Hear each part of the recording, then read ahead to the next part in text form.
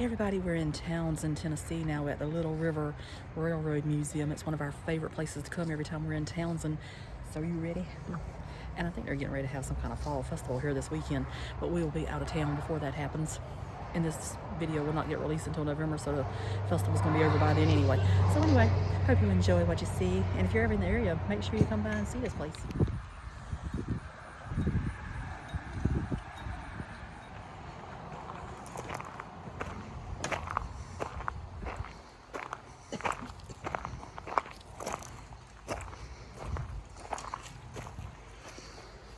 So this is Shea engine number 2147. Engine 2147 is a 70-ton Class C Shea locomotive built in 1909. Shea engines are a special kind of locomotive specifically made to pull heavy loads up steel. Well, not up steel, but up steep hills and around sharp curves.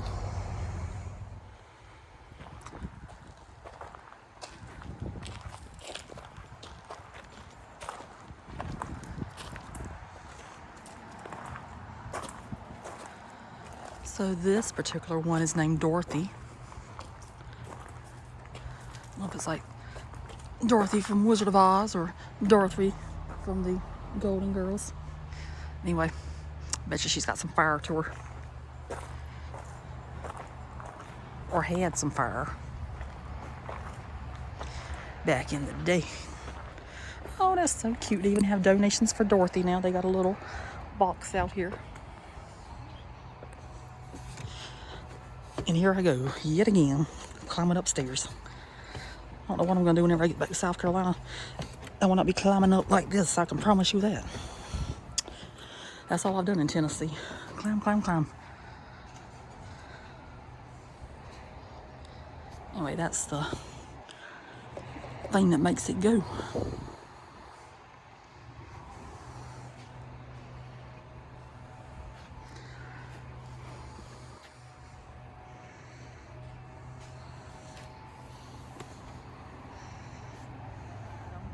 Mm-hmm. So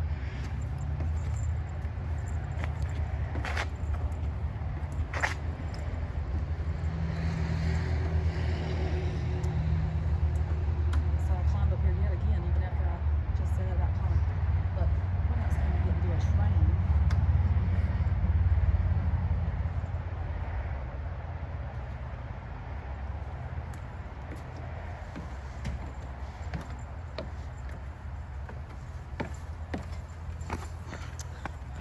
So the thing that's special about this too, the Elkmont town we went in, there used to be a train to go through there, so that's why it's named what it is and everything. And I could go in greater detail, but I'm pretty sure all information's in the shop in there. It probably is. So this says that this is the train depot and post office, and this is the original Wallen Depot. It served the junction of the Little River and Southern Railroads for almost 4 decades. This was where passengers could catch or change trains. The Townsend Mill would trade cars of cut lumber with the Southern Railway to be shipped across the country. It was located near the current Wallen Post Office until it was relocated to this site. It currently houses the museum. The building adjacent to the depot is a replica of the post office that served the login town of Elkmont. It houses the gift shop.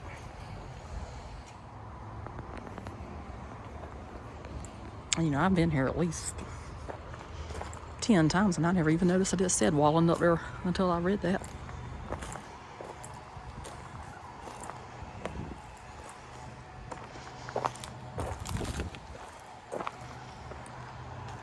So that's pretty good to know.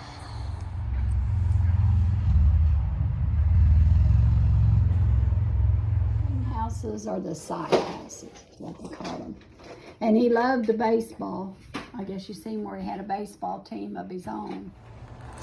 So now we're going to go into the museum, which is in the old post office.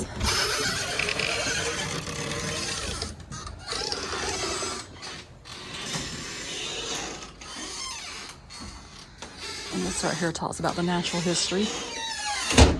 And it says beginning about 600 million years ago, the Great Smoky Mountains were formed through the repeated collisions of two land masses called tectonic plates. As the plates collided, one was forced on the other in a geologic process called subduction. The process of the folding and faulting of the Earth's crust gave rise to the Smoky Mountains, which once towered even higher than the Rocky Mountains of the American West. But as wind and water eroded the mountains over millions of years, the land gradually became covered with dense forests. The forests of the Smokies are compromised primarily of hardwoods, including poplar, beech, hickory, ash, oaks, maple, chestnut, birch, cherry, and walnut, mixed with conifers such as hemlock, fir, and pine. In all, there are over 130 species of trees in the Great Smoky Mountains. And that right there, that's at Metcalf Bottoms, which is somewhere we have never been. We need to go there one day. Yep. So that's under construction. So the early settlers were prehistoric settlement and the Cherokees and early Euro-American settlements, and then in developments in the 1800s.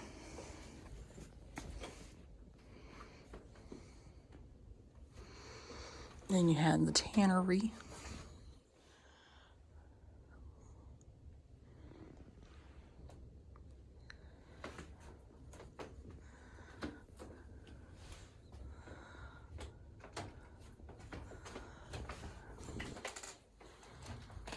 So this right here was one of the buildings. So it says the Wallen Depot.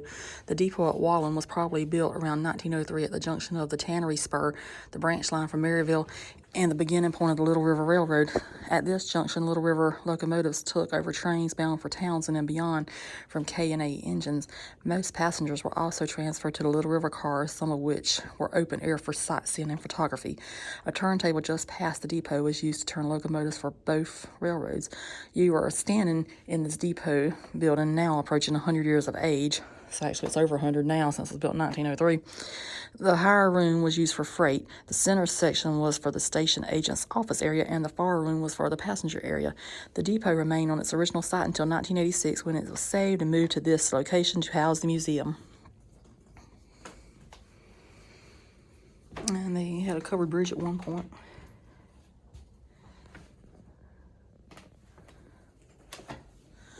And then you've got W.B. Townsend. So that's him right there. So this is obviously who Townsend is named after. And it says, in his early life, Townsend was born in a coal miner's family in Lancaster County, Pennsylvania, on March 24th, 1854. Prevented from obtaining an education by poverty and family sickness, he went to work in the coal mines at the age of 9. When he was 18 years old, Townsend struck out on his own. In 1879, he decided to seek his fortune in the mining and timber industries. Townsend operated a small coal yard and sawmill in Ronks, Pennsylvania, before he moved to Clearfield County, where he expanded his involvement in the lumber industry. In 1886, he formed a partnership with a group of investors to form the Clearfield Lumber Company.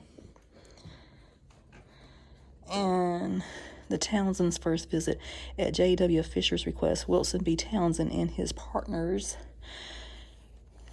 visited Blount County in the spring of 1900. These men were experienced timber entrepreneurs who already owned 2 railroads in the Clearfield Lumber Company in central Pennsylvania, with forests in the northeast already cut by that time. And aware of the high demand of lumber, they wanted to move their operations into southern Appalachia.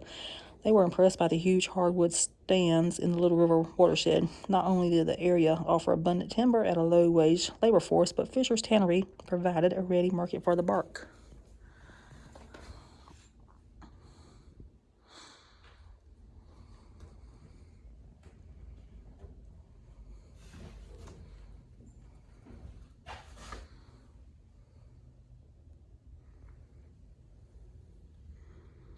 Oh, that's the official seal of the Little River Railroad Company. This is building the railroad.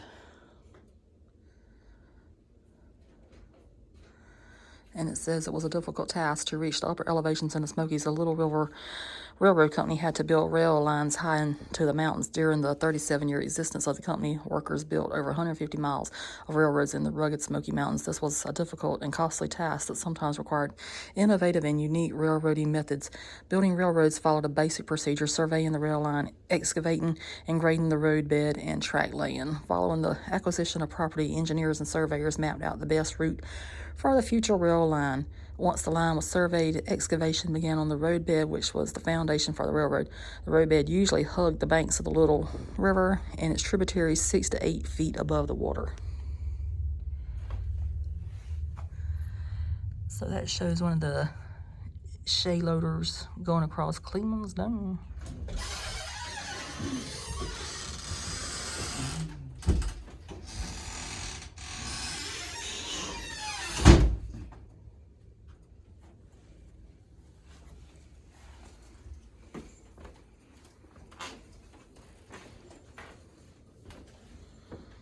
And this talks about Townsend some more.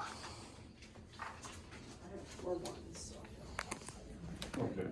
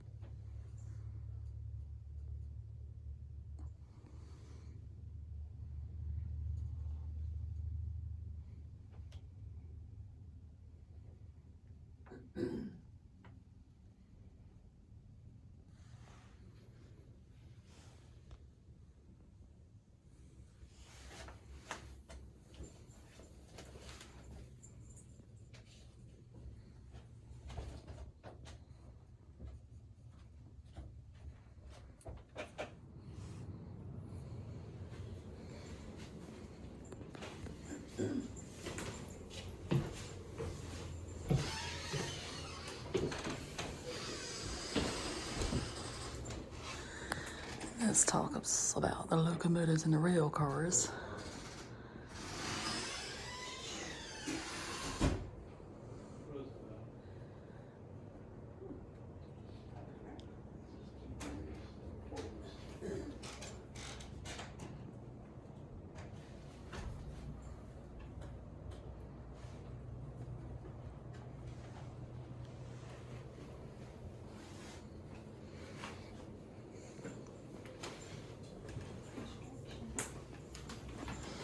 And that's the train wrecks there. I'm pretty sure they had a lot of them.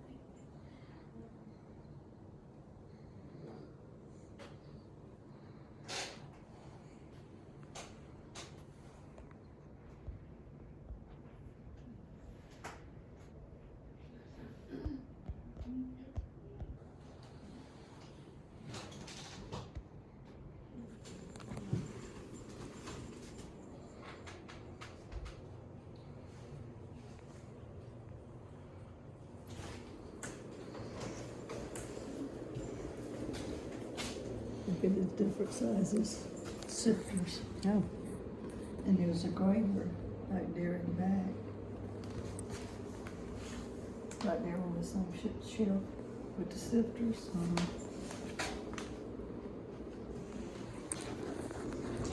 this talks about the early logging. That was your washing machine. That was your wringer.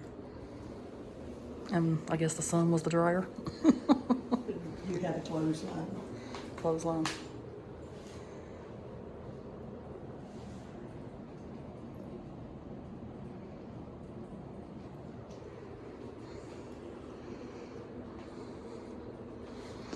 So I was reading everything, but then a lot of people walked in, so that's why I went silent, because I don't want everybody thinking I'm strange talking to myself like this.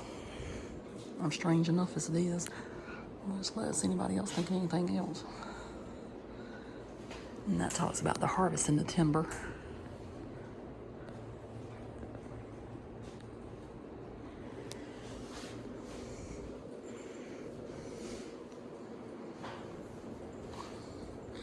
And the lady in the gift shop told us that that building right there, that's where they would go and spend the coins that they made for working here.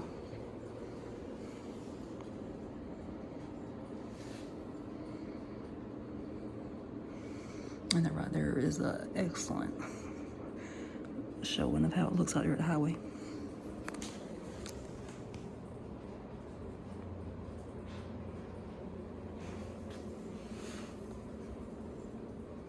That up there says Skitters.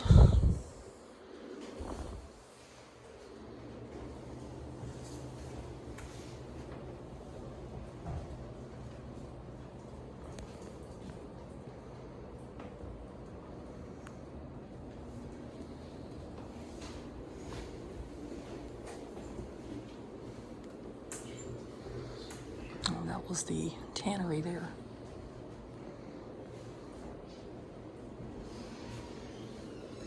And that shows that was log loaders.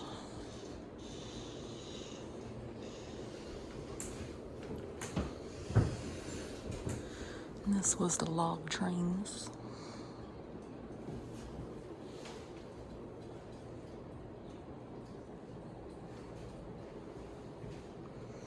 And that right there was near Elkmont.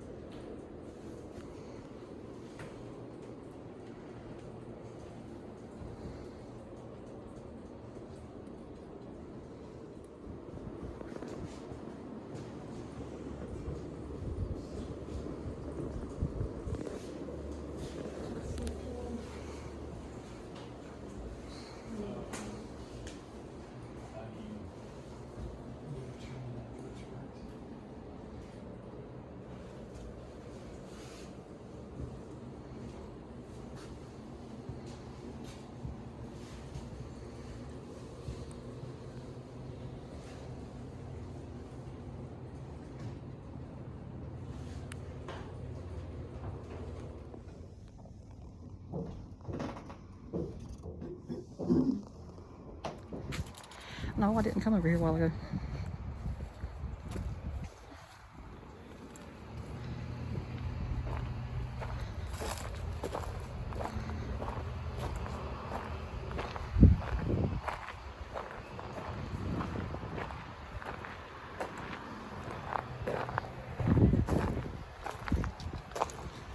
lovely piece of machinery right here is known as a portable steam engine. So it says portable steam engines such as this were used in the backwoods to power portable sawmills. Although the Little River Company never owned one of these, many of the contractors during the early days of logging used them. They would be hauled into a location by horse, then the flywheel would be connected to the sawmill with a belt. This engine was manufactured by the Frick Company of Pennsylvania.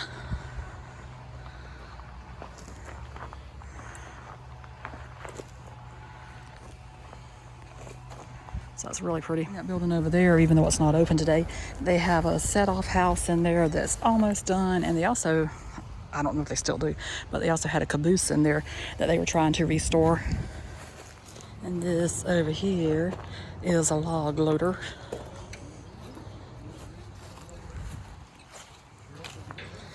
And it says steam-driven log loaders were used by the Little River Company for most of its history. They operated on a set of rails on top of flat cars and rolled along the length of the train, filling up the cars with logs as they went. This loader is an American hoist derrick Model C dating to 1909 and is rumored to have been used in the construction of the Panama Canal. It is currently configured to operate as a pile driver, but it is otherwise identical to the loaders used on the Little River. We won't be here tomorrow, but they're having a festival tomorrow. So there's some of the tractors that's going to be shown.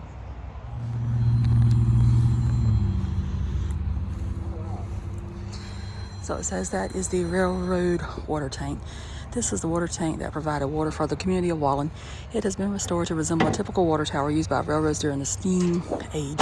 Steam locomotives were refilled by a drop-down spout mounted to the side of the tower that fed into either a tender behind the locomotive or a tank mounted on the boiler. These structures were a common sight around rail lines worldwide until the 1950s. Okay, we're going to go ahead and wrap up the video of the train museum. That is always a highlight for us to see each and every time we go to Townsend.